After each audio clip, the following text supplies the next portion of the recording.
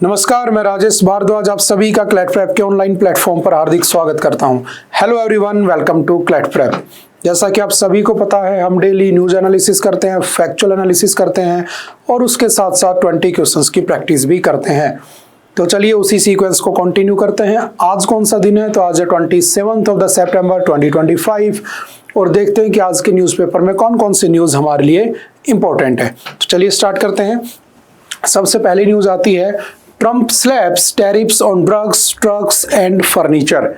यानी कि जो ट्रंप साहब ने जो टैरिफ वॉर छेड़ा था, ठीक है, जो ब्रिक्स नेशंस अपनी एक करेंसी बनाना चाह रहे थे, ठीक है, उसको अल्टर करने के लिए, उसको बेसिकली ब्रिक्स कहीं ऐसा ना हो कि डॉलर का डीडॉलराइजेशन कर दें, तो उसको प्रिवेंट करने के लिए यूएसए ने, अमेरिका ने, डोनाल्ड ट्रंप ने क्या किया, टैरिफ वॉर खेलना शुरू किया।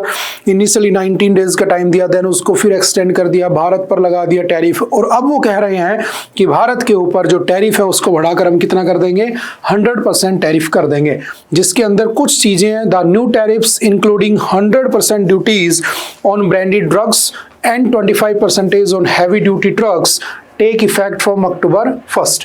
यानी कि 1 अक्टूबर से, ठीक है, अब ये महीना खत्म ही हो गया ऑलमोस्ट, तो 1 अक्टूबर से जो ट्रक्स होंगे, ठीक है, जो आपके ड्रग्स हैं, है ना, मेडिसिन हैं, और आपको पता होना चाहिए कि जो अमेरिका है बेसिकली यूएसए, उस यूएसए की मैक्सिमम डिपेंडेंसी जो है, अगर मैं फार्मेसी की बात करता हूं तो वो या तो चाइना पे है या फिर इंडिया पे है। शायद आपको पता होना चाहिए कि इंडिया सबसे ज्यादा फार्मास्यूटिकल्स किसको एक्सपोर्ट करता है, यूएसए को।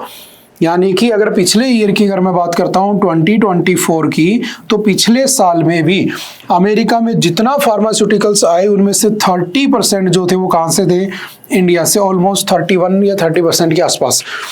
तो क्या इसका इम्पैक्ट हमारे ऊपर नहीं पड़ेगा? बिल्कुल पड़ेगा, और सीधा 100% टैरिफ की बात हो रही है। तो देखो, दो चीजें हैं, हमारे वहां पर एक्सपोर्ट बंद हो जाएगा तो डेफिनेटली हमारी दवाइयां या तो कोई दूसरा मार्केट में चाहिए या फिर यहीं पर कंज्यूम होनी चाहिए, ठीक है। दूसरी बात, तो कहीं ना कहीं हमारी जो इकोनॉमी उस पर इफेक्ट तो पड़ेगा, लेकिन दूसरी तरफ अमेरिका की डिपेंडेंसी भी तो है ना हमारे ऊपर।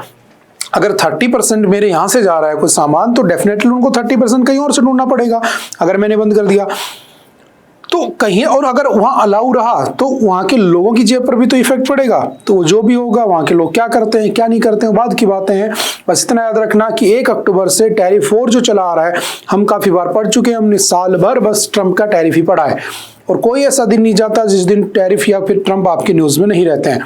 तो सिमिलरली बस वैसी एक न्यूज है, फ्रॉम 1 अक्टूबर क्या होगा, 100% टैरिफ लगा दिया किसके ऊपर, 3 प्रोडक्ट के ऊपर, आपका फर्नीचर, ड्रग्स और उसके साथ साथ जो आपके मिनी ट्रक्स होते हैं उनके ऊपर। 100% टैरिफ ऑन एनी ब्रांडेड और patented pharmaceutical products unless the firm is building in A plant in US. या तो फिर आप वहीं पर बनाओ, और अगर यहां से भेज रहे हो तो देन यू हैव टू पे द टैक्स, आपको टैरिफ देना होगा। और टैरिफ की न्यूज कोई नई नहीं है, तो हम इसको जस्ट रीड करके आगे बढ़ जाते हैं। आप ब्रिक्स के बारे में जानते हो, आप नेटो के बारे में जानते हो, आप अमेरिका के जो आजकल रवैया बन रखा है RIC, रशिया, इंडिया, चाइना को ब्रेक करने का, वो पूरा पैटर्न आप समझते हो, क्योंकि हमने बहुत बार इन चीजों को डिस्कस किया हुआ है, ठीक है। थोड़ा सा आगे बढ़ जाते हैं, ठीक है।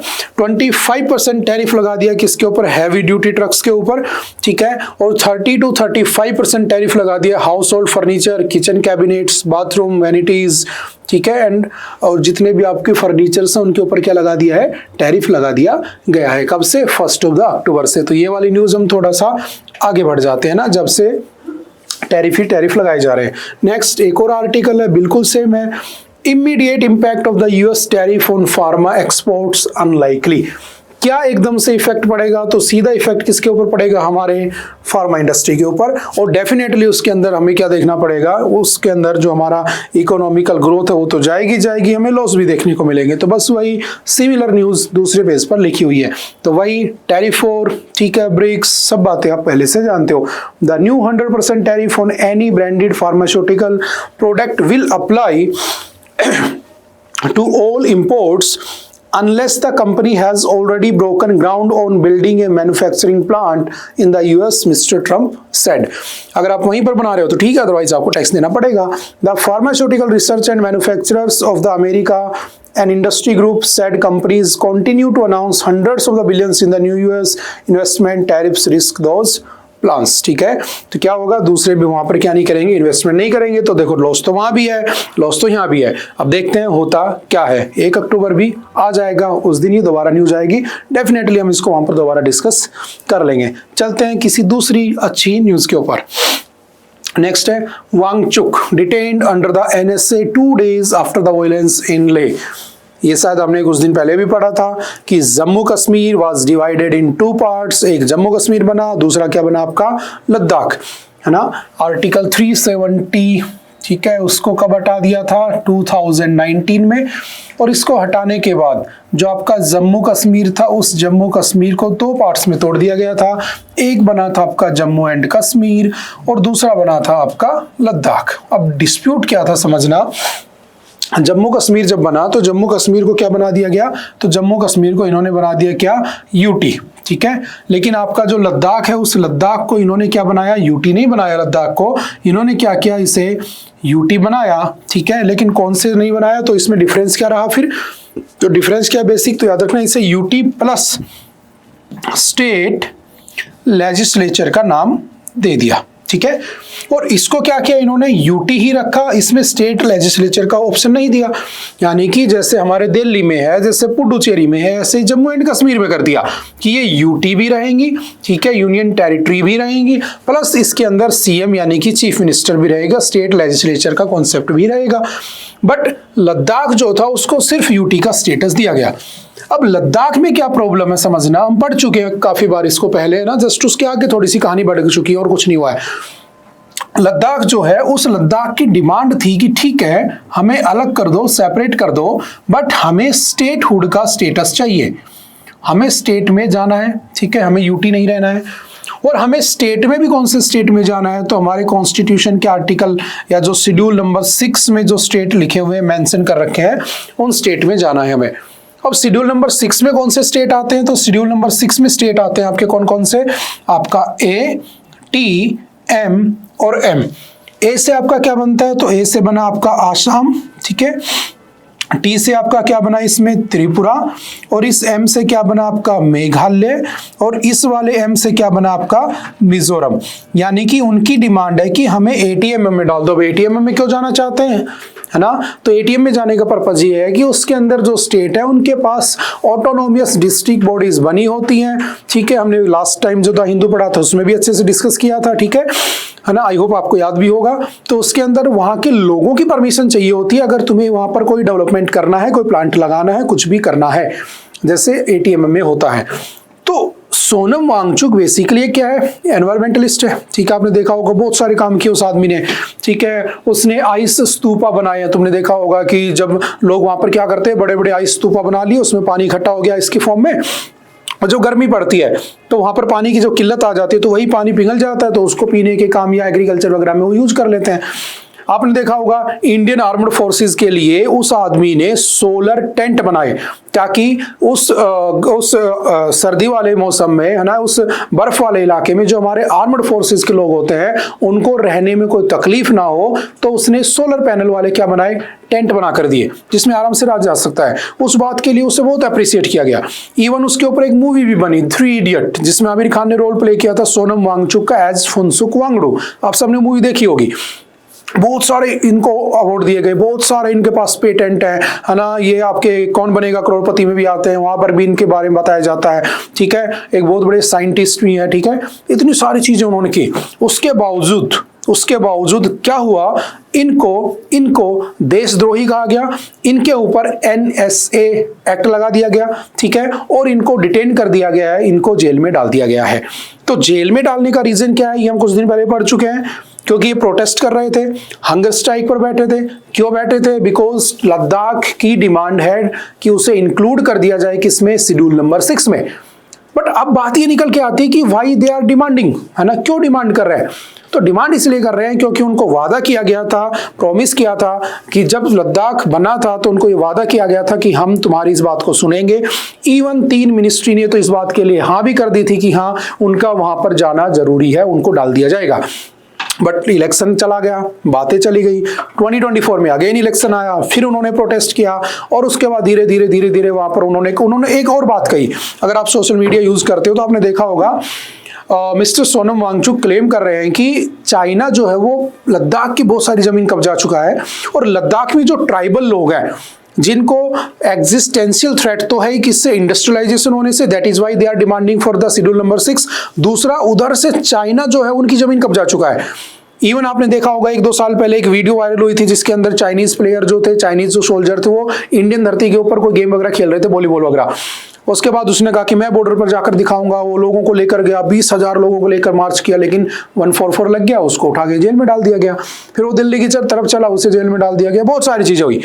अब दोबारा से वही बातें दोबारा होने लगी, अगेन डिमांड स्टार्ट हुई, और ये आज की डिमांड नहीं है, बहुत पुरानी डिमांड है। समझना इसकी कहानी आगे कहां तक बढ़ चुकी है, ठीक है। बहुत पुरानी डिमांड है, चली आ रही है, नहीं सुन रहे थे।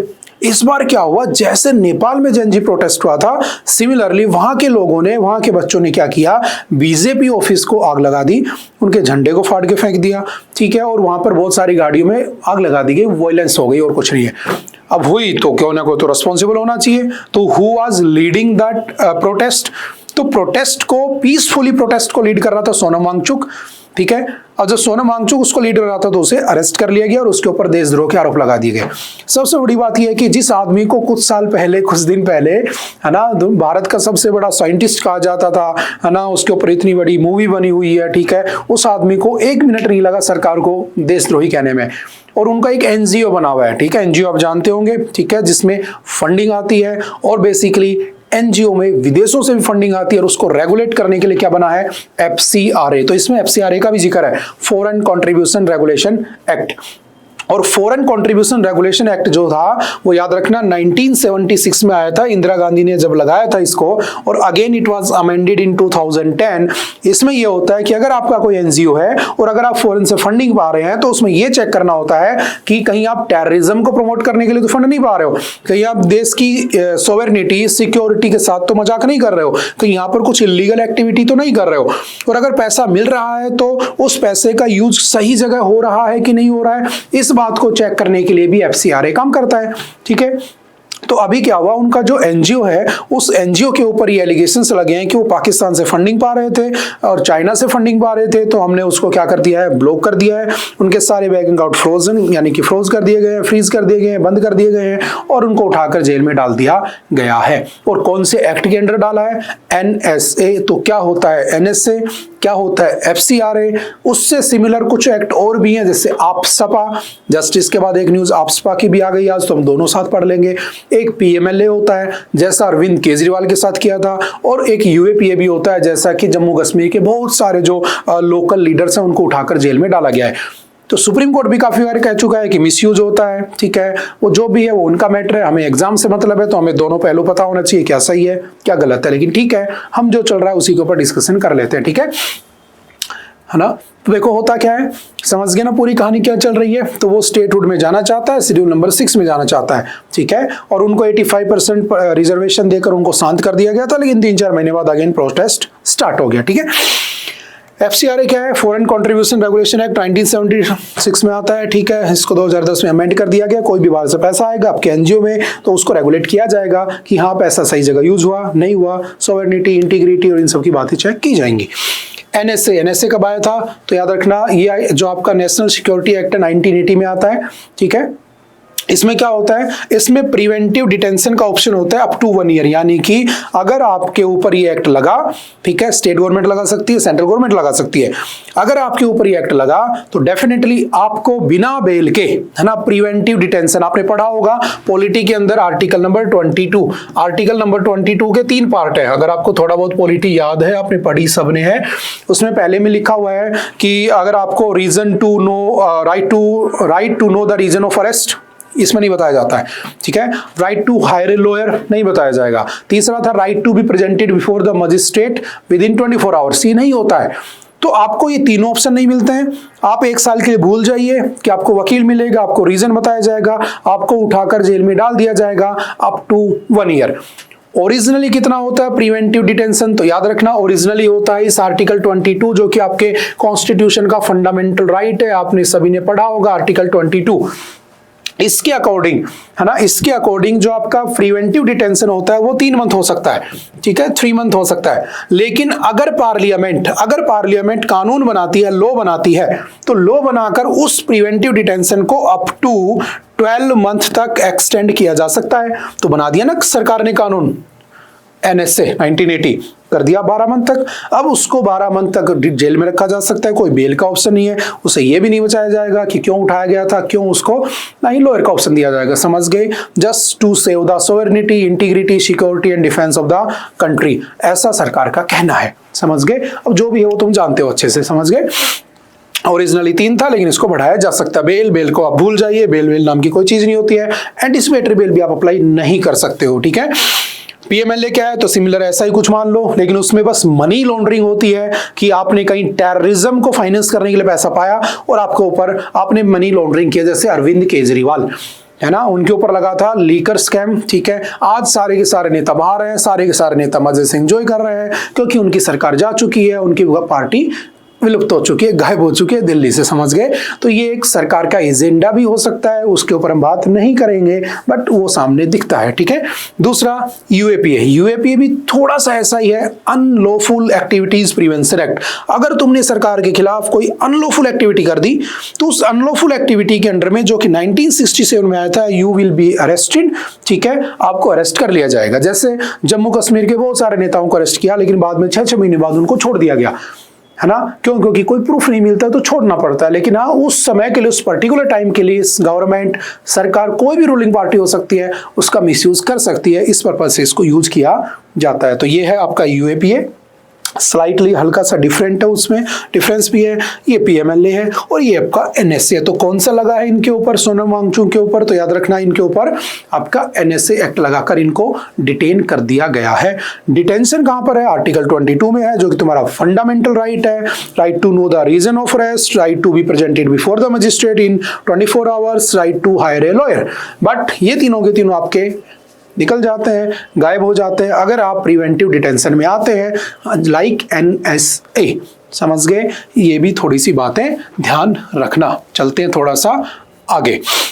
Sonam Wangchuk, who was spearheading a mass agitation demanding statehood and 6th schedule status for the Union Territory of Ladakh, was detained under the provisions of the National Security Act on Friday, 2 days after the police action against violent protest in Leh। ठीक है, ये सब बातें हम पढ़ चुके हैं, internet वहां पे बंद कर दिया गया है।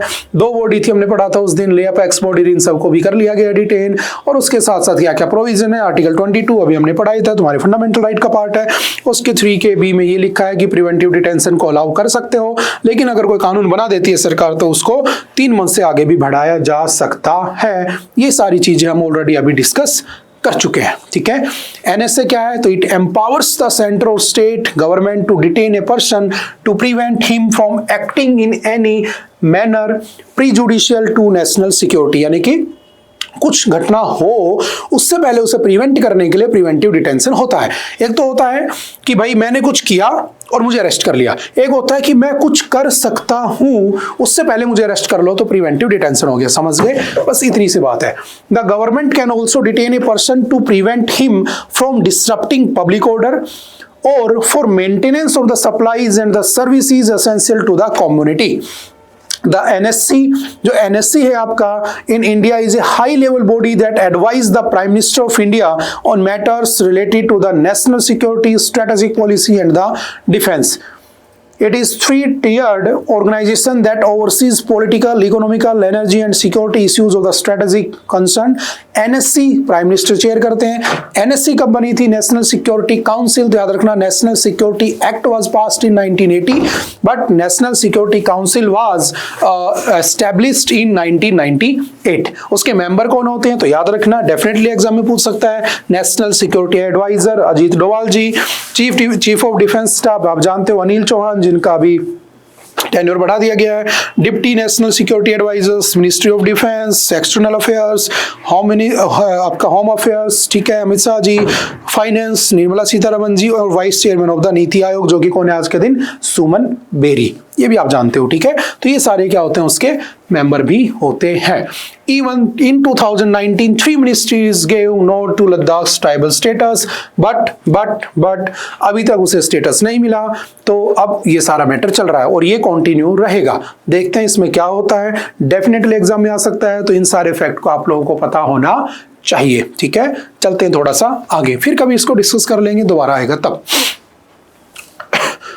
नेक्स्ट है AFSPA extended in the parts of Manipur, Arunachal and Nagaland for 6 months। सबसे पहला क्वेश्चन आता है what do you mean by AFSPA, होता क्या है, फिर पढ़ेंगे बढ़ाया क्यों गया, फिर पढ़ेंगे कब आया था, क्यों, कौन लाया था, कैसे लाया था, कैसे काम करता है, हो गया खत्म। देखो क्या होता है, देखो जब यहाँ पर 1942 में महात्मा गांधी जी ने, ठीक है, अभी इंटरनेशनल पीस डे आने वाला है उनके बर्थडे पर 2 अक्टूबर, महात्मा गांधी जी के द्वारा एक मूवमेंट स्टार्ट किया गया था, क्विट इंडिया मूवमेंट। आप सभी ने पढ़ा होगा भारत छोड़ो आंदोलन, और गांधी जी ने इसमें नारा दिया था डू और डाई, करो या मरो। और ये गांधी जी का पहला वॉयलेंस वाला मूवमेंट था। इससे पहले वो नॉन वॉयलेंस मूवमेंट करते थे। मौका अच्छा था, पूरी ब्रिटिश आर्मी कहाँ गई हुई थी, वर्ल्ड वॉर 2 में गई हुई थी, मौका अच्छा था। उन्होंने पूरे भारत के लोगों से कहा कि ठीक है, डू और डाई, हमें तो आज़ादी चाहिए। रेलवे स्टेशन में आग लगा दी, पुलिस स्टेशन में आग लगा दी, जो ब्रिटिशर्स की प्रॉपर्टी थी हमने सबको आग लगा दी, है ना। पहले होता था अंग्रेजों के पास बंदूक होती थी, भारतीयों की जेब में बंदूक लेकर घूम रहे भारत वाले, क्यों, आर्मी तो है नहीं, जा चुके हैं। उधर से आजाद हिंद फौज का सपोर्ट है, उधर से आपकी जो गदर पार्टी उसका सपोर्ट है, भयंकर तरीके से यहाँ पे प्रोटेस्ट हो रहे हैं। अंग्रेज डर गए। विद इन 20 to 24 डेज उन्होंने कहा कि ठीक है भाई, हम तुम्हें आजाद कर देंगे, परेशान मत हो, और जैसे वर्ल्ड वॉर खत्म होगा हम तुम्हें आजाद कर देंगे। और उन्होंने वादा पूरा किया, कैबिनेट मिशन आया, कॉन्स्टिट्यूएंट असेंबली बनी और वो हमें आजाद करके निकल गए। लेकिन जब ये हो रहा था 1942 में, तो ब्रिटिशर्स ने एक एक्ट पास किया, एक बिल है ना, ऑर्डिनेंस जिसे कहते हैं, ऑर्डिनेंस, एक ऑर्डिनेंस पास किया जिसे कहा गया AFSPA, armed forces special protection act, ठीक है। ये armoured forces special powers act कह दिया, ठीक है, AFSPA। अब ये जो armoured forces special powers act था, ये पहली बार कब आया, 1942 में। बट ये एक्ट नहीं था उस समय, it was just an ordinance जो ब्रिटिशर्स लाए थे कि भाई जो दिखे, देखो होता क्या है इसमें, एक होता डिस्टर्ब्ड एरिया।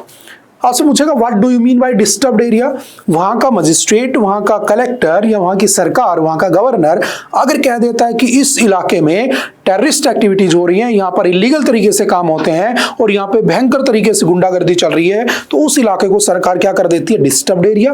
देन आर्मी जाती है, आर्मी को स्पेशल पावर दी जाती है, किसी को भी मार सकते हो, किसी को अरेस्ट कर सकते हो, किसी को भी जेल में डाल सकते हो, कोई क्वेश्चन नहीं पूछा जाएगा, कोई क्वेश्चन मार्क नहीं है, कोई गोलियों का हिसाब नहीं देना, जिसको मारना है मार के आ जाओ, बस शांति बनी रहनी चाहिए। दैट इज द AFSPA, ठीक है।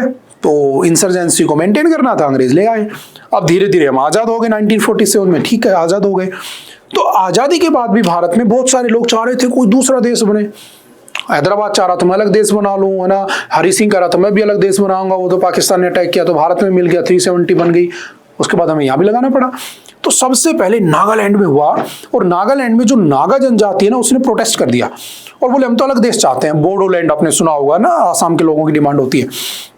अब कहा गया तो ठीक बात नहीं है। तो सबसे पहली बार याद रखना 1958 में AFSPA एक्ट वाज पास्ड, ठीक है। तो सबसे पहली बार कब आया था AFSPA एक्ट, 1958। और आगे सबसे पहले कहां के लिए आया था, नागा, ठीक है, जो नागालैंड में जो नागा समुदाय है तुम्हारा आसाम और नागालैंड के पार्ट में, उनको कंट्रोल करने के लिए आया था, आसाम एंड नागालैंड, ध्यान रखना, ठीक है।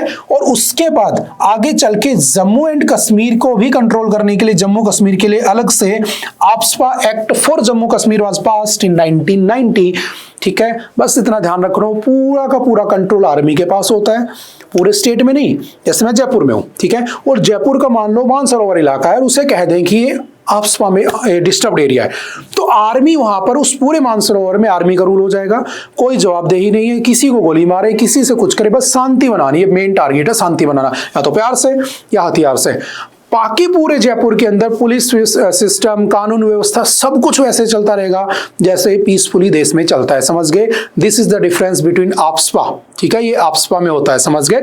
एनएसए अलग है। एनएसए में आप किसी को उठाकर जेल में डाल सकते हो, लेकिन आफ्स्पा में आर्मी का कंट्रोल होता है, वो चाहे वो वहां पर कर सकती है, आर्मी ही मालिक है उस इलाके की, ऐसा मान लो। तो अभी किन किन जगह पर आफ्स्पा को एक्सटेंड कर दिया गया है 6 महीनों के लिए? तो याद रखना, मणिपुर में, अरुणाचल प्रदेश में और नागालैंड में। और याद रखना, मणिपुर में तो पहले से ही आपका प्रेसिडेंट रूल चल रहा है पहले से, है ना। वहां पर तो वैसे ही दंगे फसाद हो रखे हैं। कुछ दिन पहले हमारे माननीय प्रधानमंत्री जी भी वहां पर जाकर आए हैं। ठीक है, आपने देखा भी होगा, लोगों से मिलकर भी आए थे। ठीक है, तो ये सब बातें हैं। तो कब आया था, क्या है क्या नहीं है, समझ गए? आई होप थोड़ा बहुत समझ गए होंगे। ठीक है, 1958 नागा हिल्स, आसाम, जम्मू एंड कश्मीर। 1990 कौन इसको करता है? तो सेंट्रल गवर्नमेंट या स्टेट गवर्नमेंट उसको क्या कर देती है? डिक्लेयर कर देती है। Can arrest without warrant, can shoot to kill if necessary, can enter and search premises without permission, can use force including lethal force और डिस्टर्ब्ड एरियाज। ठीक है, कुछ भी कर सकते हैं। Declared for the 6 month at A time, एक बार के लिए 6 महीने के लिए होती है, बाद में इसको सरकार बढ़ा भी सकती है।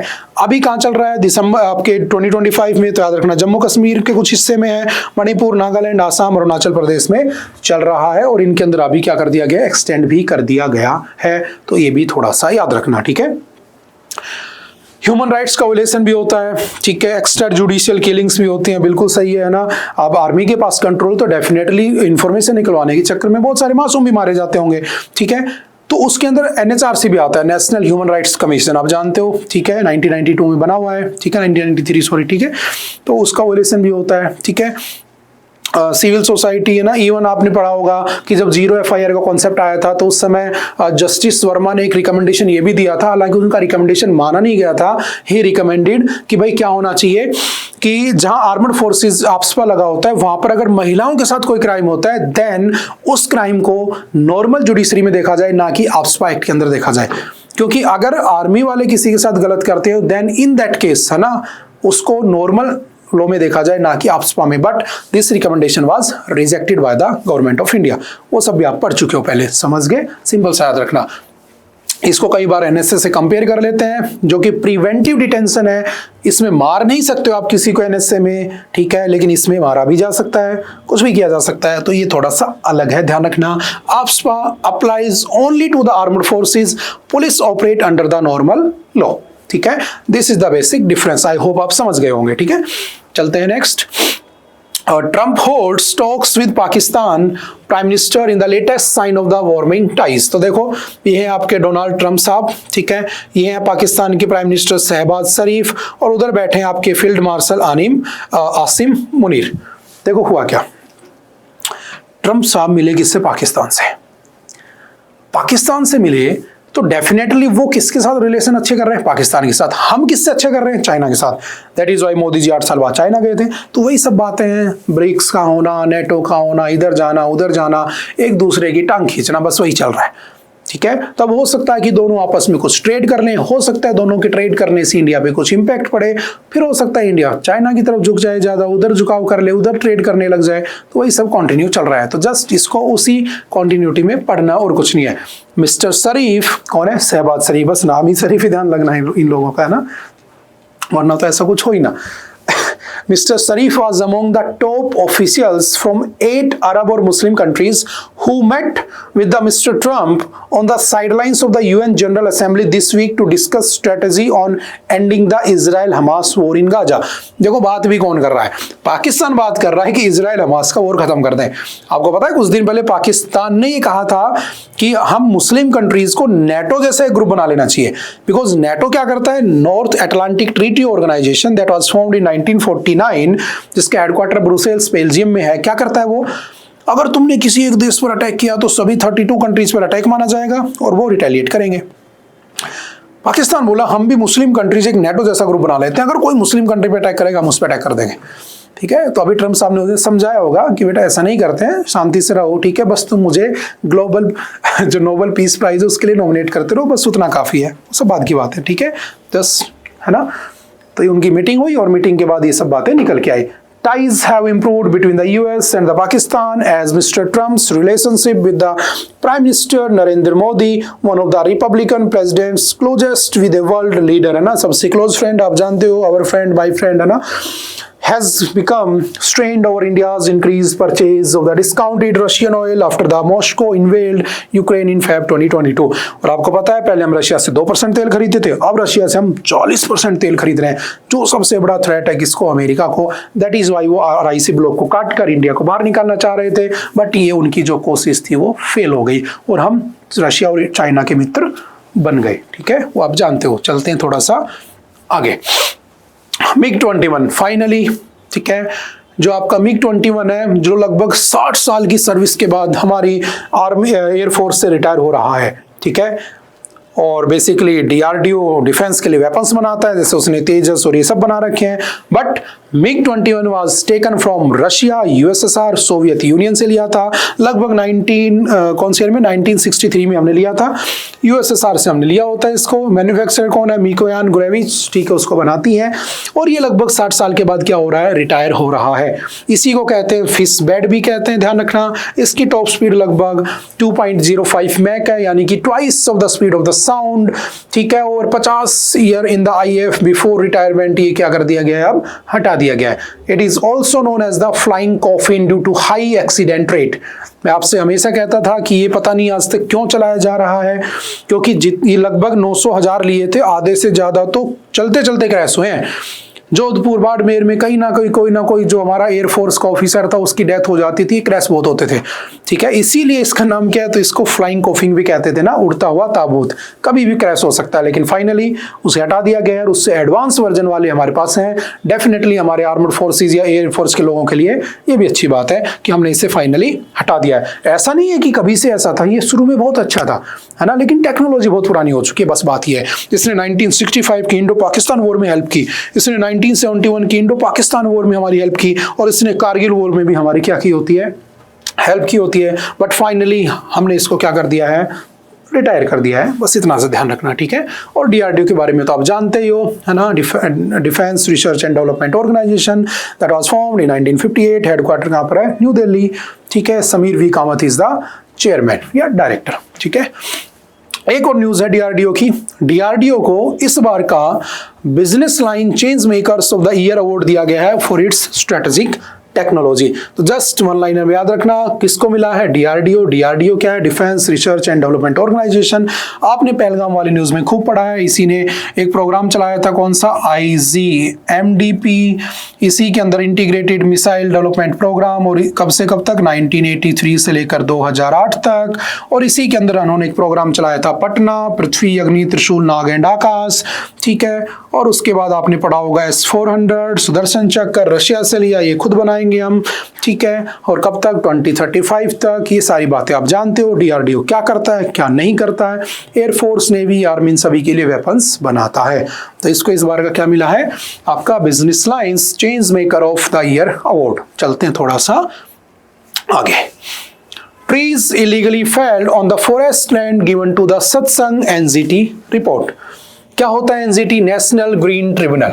And national green tribunal was established in 2010, और इसका एक्ट कब आया था, NGT एक्ट, ये भी 2010 में आया था। देखो होता क्या है, मैंने कहा हमारी तुम्हारी लड़ाई हो गई, ठीक है, और हम चले गए कोर्ट में, तो हमारे ऊपर जजमेंट देने के लिए कोर्ट तो बैठा है। अब तुमने किसी पेड़ को काट दिया, तुमने जंगल को काट दिया, तो कौन ध्यान रखेगा उसका, कौन उसकी तरफ से लड़ेगा, लीगल फाइट कौन लड़ेगा, दैट इज द NGT। समझ गए, नेशनल ग्रीन ट्रिब्यूनल। जहां कर भी नेचर के साथ, एनवायरनमेंट के साथ गड़बड़ होती है, इलीगली पेड़ों को काटा जाता है, इलीगल माइनिंग की जाती है पहाड़ों में कहीं भी, तो उस केस में कौन आता है उस चीज को बचाने के लिए, उस बायोडाइवर्सिटी को बचाने के लिए, that is known as the NGT, national green tribunal, that was established in 2010। समझ गए, ये उसके ऊपर काम करता है। ठीक है, अब हुआ क्या, आपने शायद राधा स्वामी सत्संग का नाम सुना होगा, जो पंजाब, हरियाणा, राजस्थान में बहुत फेमस है। तो हुआ क्या, जो आपका क्या नाम है इसका, राधा स्वामी सत्संग ब्यास में पंचकुला के अंदर, हरियाणा के पंचकुला में 40 हेक्टेयर जमीन उसको दे दी गई। और उस राधा स्वामी सत्संग ब्यास के लोगों ने क्या किया, जो अथॉरिटी है, उन्होंने पेड़ काटे और वहां आश्रम बना लिया। ठीक है, बना लिया, अच्छी बात, आश्रम बना लिया। बट बाद में पता चला कि आश्रम तो जंगल की जमीन पर बना है, फॉरेस्ट। तो कहाँ गए फॉरेस्ट राइट्स एक्ट 2006, कहाँ गया ट्राइबल लोगों के राइट, सबकी धज्जियां उड़ा दी। आर्टिकल 21 क्या कहता है, right to life in a healthy environment, कहाँ से रहेगा, तुम तो मंदिर बना आश्रम बनाने के लिए पेड़ काटे जा रहे हो। बात पहुंच गई सुप्रीम कोर्ट तक, एनजीटी के पास बात पहुंच गई। एनजीटी बोला ये तो गलत बात है। अब एनजीटी उसके ऊपर क्या कर रहा है, उसको रिव्यू कर रहा है, जो भी दोषी होंगे उनको पकड़ लिया जाएगा। समझ गए, बस इतनी सी न्यूज है। तो क्या होता है एनजीटी, याद रखना, NGT is a specialised judicial body in India established and under the National Green Tribunal Act 2010. Its primary purpose is to handle cases related to the environmental issues and the dispute. ठीक है, simple से याद रखना, environmental laws को enforce करना, conservation करना, ठीक है, बायोडाइवर्सिटी हेरिटेज साइट को बचाना, ये सब इसके काम है। इसका चेयरमैन पर्सन कौन होता है, NGT is headed by the chairperson who is appointed by the central government in consultation with the chief justice of India. The chairperson holds a significant position of the authority and leadership with in the tribunal. ठीक है, उसको लोग बनाते हैं। ठीक है, simple से याद रखना। बेसिकली कौन होता है, तो याद रखना जो आपका सुप्रीम कोर्ट का जज होता है कोई, या फिर आपके किसी हाई कोर्ट का रिटायर्ड चीफ जज भी हो सकता है, वो उसका हमेशा ऐड रहता है। अभी भी कोई है, उसका नाम भी देख लेना। ठीक है, can not completely ban, need balanced approach on fire crackers से सुप्रीम कोर्ट। आपने देखा होगा दिवाली का वक्त आ रहा है, और दिवाली का वक्त आ रहा है तो हम दिवाली को हर पूरे साल भर वेट करते हैं कि यार कब दिवाली आएगी, कब पटाखे छुड़ाएंगे। ठीक है, तो सुप्रीम कोर्ट ने कुछ दिन पहले कहा था, हमारे चीफ जस्टिस ऑफ इंडिया, आप जानते हो उनके बारे में, उन्होंने कहा कि भाई पटाखे बैन कर दो। अब कैसे कर दोगे पटाखा, एक तो ऐसा तो है नहीं कि आज बनाने लगे कल वो बिक जाएंगे, कम से कम साल भर से काम चल रहा होगा, कितने वर्कर्स लगे होंगे, जिस फैक्ट्री में पटाखे बन रहे हैं उस फैक्ट्री को लाइसेंस देने वाली सरकार है, फिर कैसे बंद कर दोगे। उनका पैसा लगा है, उसके अंदर इन्वेस्टमेंट हुई है उन लोगों की जॉब है, उसके अंदर एम्प्लॉयमेंट है उनके पास, है ना। आर्टिकल 21 राइट टू लाइफ, ठीक है, ठीक है, एक हेल्दी एनवायरनमेंट में, ठीक है, उससे पोल्यूशन हो रहा है, नॉइस पोल्यूशन भी होता है, आप जानते हो। ठीक है, आपका इससे नॉइस पोल्यूशन भी होता है, साथ के साथ एयर पोल्यूशन भी होता है, ये ठीक है, बात मान गए। लेकिन एकदम से बंद करना तो ठीक नहीं है ना, एकदम से बंद करना तो उन लोगों को एकदम से फांसी देने के बराबर हो गया। तो सुप्रीम कोर्ट कह रहा है कि भाई कुछ रूल्स बनाएंगे और धीरे धीरे स्ट्रेटेजिकली बंद करेंगे। अच्छा, बंद कर भी दिया, सुप्रीम कोर्ट ने कह दिया कि नहीं छुड़ाएंगे, पटाखे बैन है, और गली गली में पटाखे फूटेंगे। अब जो उसके ऊपर उसके चेक करने वाली एजेंसी होगी कोई भी, वो क्या गली गली में जाएगी, हर गली में पटाखे फूट रहे होंगे। दूसरी बात ये है, दूसरी प्रॉब्लम ये है कि अगर पटाखे बैन हो गए तो इलीगल तरीके से बिकेंगे, क्योंकि गुजरात बिहार में दारू बंद है ना, इलीगली सब चलता है, तो लोग क्राइम करना सीख जाएंगे, क्योंकि वो इलीगल काम करना इज अ क्राइम, आप जानते हो इस बात को। तो इससे बचा जाए, वरना फिर दोबारा से जेलें भर जाएंगी, जबरदस्ती किसी ना किसी को उठा के लाओगे, पटाखे फोड़ रहा था, ये वो कर रहा था। उससे अच्छा है कि पॉलिसीज अच्छी बनाओ और नेक्स्ट टाइम के लिए प्रिपेयर हो जाओ। बस इतनी सी न्यूज है, मतलब तुम्हारे लिए अच्छा है, तुम पटाखे छुड़ा सकते हो, बट लिमिट में रखना। ठीक है, as we have experience in the past, a complete ban can not be implemented. The CGI observed on the futility of trying to exert an iron-handed and totalized approach on the firecrackers industry that employs thousands of the workers। तो मतलब वो यही कह रहे हैं कि यार एकदम से टोटली उनको क्या नहीं करना चाहिए, हमें बैन नहीं करना चाहिए, हमें थोड़ा सा इंतजार करना चाहिए, बस इतना सा है। ठीक है, कौन कौन सा है, क्योंकि उसमें थाउजेंड्स ऑफ वर्कर भी काम करते हैं। आर्टिकल 21 राइट टू लाइफ अच्छा है, बट आर्टिकल 41 भी तो है डीपीएसपी का, राइट टू प्रोवाइड यू, या राइट टू वर्क देगा स्टेट तुम्हें, लेकिन वर्क तो तुम छीन रहे हो, समझ रहे हो, उसकी दिवाली कहां से बनेगी बेचारे की। आर्टिकल 43 क्या कहता है, लिविंग वेज। अब लिविंग वेज कमाने के लिए क्या करेगा आदमी, काम करेगा, तुम उसका काम बंद कर दे रहे हो, 43 वोलेट हो जाएगा, 41 वोलेट हो जाएगा। ठीक है, तो बस वही बातें हैं कि हमें बैन तो करना चाहिए, लेकिन थोड़ा सा ध्यान से। ग्रीन क्रैकर्स, फिर एक बात आती है, ग्रीन क्रैकर्स छुड़ा लो जो कि इको फ्रेंडली होते हैं। क्या होते हैं, these are known to cause less air and noise pollution as compare to the traditional fire crackers. These crackers were first designed by the National Environmental and Engineering Research Institute। याद रखना, जो आपके fire cracker हैं उनको बनाया किसने था, green crackers को नीरी ने बनाया था। व्हाट इज नीरी, तो सिंपल याद रखना, national environmental and engineering research institute. ठीक है, under the aegis of the council for scientific and industrial research. 2018 में पहली बार आया था ग्रीन क्रैकर्स का concept. It is a constituent of the CSIR to conduct research and development studies in the environmental science and engineering. These crackers replace certain hazardous agents in the traditional crackers। ठीक है, इससे क्या होगा, उसमें थोड़े less polluting जो cracker material है वो डाल दिया गया है और कुछ नहीं है। Additionally the petroleum and explosive safety organisation PESO, है ना, पीसो, ठीक है, रुपया नहीं है, पीसो मतलब राजस्थानी में बोल देते हैं। पीसो एक एक्ट है, explosive and safety organisation is tasked with certifying that the crackers are made without arsenic, mercury and barium and are not loud beyond a certain threshold, यानी कि एक लिमिट होनी चाहिए, उस लिमिट से ज्यादा उसमें साउंड नहीं होना चाहिए, पता चले लोग बहरे हो जाएं, और दूसरा उसमें पॉल्यूशन कम होना चाहिए। तो आप चलेगा ये। अभी ग्रीन क्रैकर क्या होते हैं, उसमें ये जो हजार्डियस प्रोडक्ट होते हैं यानी कि कंपोनेंट, उनको निकाल दिया गया है और उसको एक हेल्दी बना दिया गया है। ठीक है, व्हाट इज पीसो, तो याद रखना petroleum and explosive safety organization, it was formed या it is working since 1898 से काम कर रहा है, has been serving the nation as a nodal agency for regulating the safety of hazardous substances such as explosive, compressed gas and the petroleum। इन सब से बचाने के लिए काम करता है। तो ये भी फैक्चुअल डाटा याद रखना। ठीक है, PISO's major work is to administer the responsibilities delegated under the Explosive Act 1884 and petroleum act 1934। ठीक है, इनको भी ये संभालता है, देखता है। सिंपल याद रखना, कौन सी मिनिस्ट्री के अंडर काम करता है, तो under the ministry of commerce and industry के अंडर ये काम करता है। जस्ट बेसिक सी बात है, याद रखना। ठीक है, अभी देखते हैं दिवाली में काफी टाइम है और क्या क्या डिसीजंस आते हैं सुप्रीम कोर्ट के। ओके, आई थिंक आज के लिए इतना ही था। आई होप कि आप कुछ बातें समझ पाए होंगे। फिर भी अगर किसी तरह का कोई डाउट रहता है, कोई कंफ्यूजन रहता है, तो आप एनी टाइम आकर मिल सकते हैं, पूछ सकते हैं और अपने डाउट को क्लियर कर सकते हैं। ओके, मिलते हैं फिर कभी किसी नेक्स्ट लेक्चर में। Okay, bye bye, thank you, have a nice day.